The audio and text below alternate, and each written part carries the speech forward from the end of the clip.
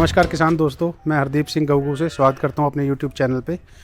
आपने हमारे अलग अलग तरह के वीडियोस देखे जिसमें हम आपको डेयरी फार्म से रिलेटेड अलग अलग तरीके की जानकारियां देते हैं। तो आज हम एक बड़े इम्पॉर्टेंट विषय पे जानकारी आपको देंगे कि आपके फार्म पे जो एनिमल्स हैं, जब उनकी काविंग होती है तो उसमें अलग अलग तरह की दिक्कत और आपकी जो ब्रीडिंग है, आपको कौन सा सीमन सिलेक्ट करना है उसके ऊपर। तो पहले मैं बताऊँ कि इसमें प्रॉब्लम क्या क्या आती है।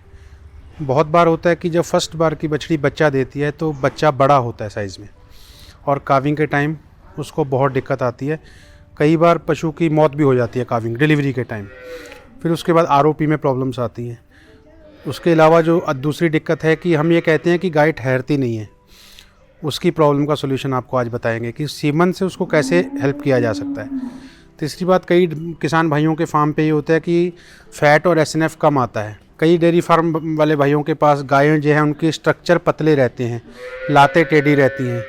तो इन सब चीज़ों का समाधान के लिए हम आपको 4-5 चीज़ें बताएंगे कि आपको इसका सुधार कैसे कर सकते हो सिर्फ सीमन की सिलेक्शन से, कि आपको बुल कैसे सिलेक्ट करना है। तो सबसे पहले हम आएंगे कि फर्स्ट बार वाली जो बछड़ी है उसमें क्या क्या दिक्कतें आती हैं। फर्स्ट बार वाली बछड़ी में कंसेप्शन की दिक्कत नहीं आती, यानी कि रिज़ल्ट आपको पूरा मिलता है।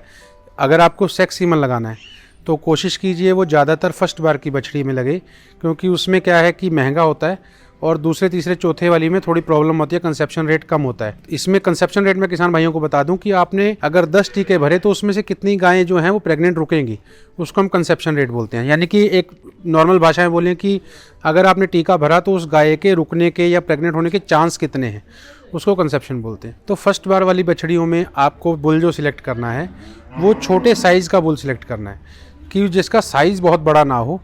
बाकी कैरेक्टर उसके आप देख सकते हैं। तो जब आप बुल्स की डायरेक्टरी उठाएंगे तो उसमें बुल का साइज़, बुल का वेट और बाकी सारी चीज़ें जो हैं, बुल का स्ट्रक्चर जो है, बोन का जो स्ट्रक्चर है, और कावीज भी अब तो आने लग गया कि काविंग के टाइम पे कितना इजी होता है एनिमल को बच्चा देना, उस अगर वो सीमन लगाएंगे तो ये सारी चीज़ें जो हैं वो आपको ध्यान में रखनी है।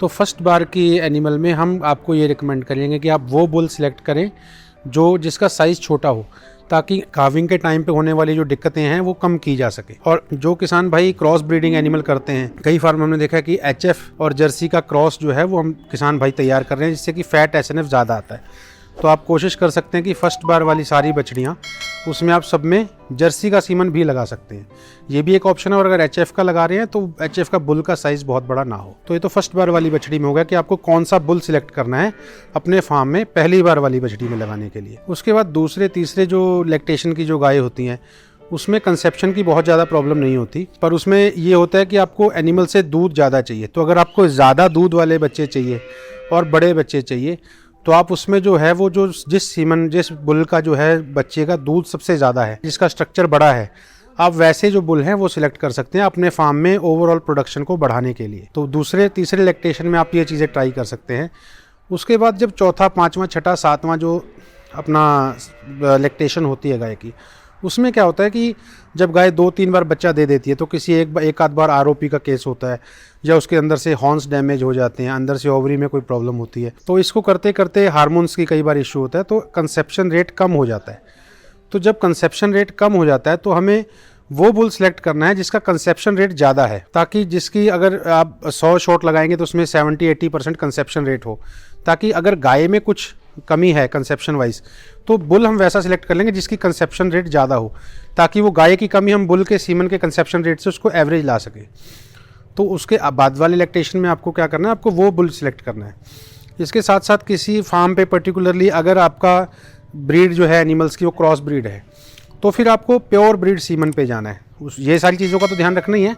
उसके अलावा फिर आपको कौन सी कंपनी का या कितनी दूध का जो सीमन है आपको सिलेक्ट करना है। तो जहाँ पे क्रॉस ब्रीड एनिमल है वहाँ पे किसान भाइयों को करना चाहिए कि प्योर की तरफ जाएं, और जहाँ पे काफ़ी प्योर एनिमल ऑलरेडी हो चुके हैं वहाँ पर फिर ये होता है कि एनिमल्स ज़्यादा दूध वाले होते हैं, फिर ड्राई नहीं होते, या फैट एसएनएफ काफ़ी कम हो जाता है। तो वहाँ पे हम किसान भाइयों को बोलेंगे कि वहाँ पे वो सीमन लगाएं, जैसे एचएफ के जर्सी का लगा सकते हो, तो उसमें फैट एसएनएफ भी ज़्यादा आएगा और दूध भी मीडियम रहेगा। तो उस तरह का सीमन आप सिलेक्ट कर सकते हो। कई जगह पे ये है कि एचएफ गाय जब ज़्यादा प्योर हो जाती हैं तो उसमें उस तरह की कुछ प्रॉब्लम, जैसे गर्मी ना सहन करना और ज़्यादा बीमारियों की तरफ जाना, वैसी प्रॉब्लम आती है। तो वहाँ पर किसान भाई क्रॉस जो सीमन है या थोड़ी कम कैपेसिटी का सीमन है वो यूज़ कर सकते हैं।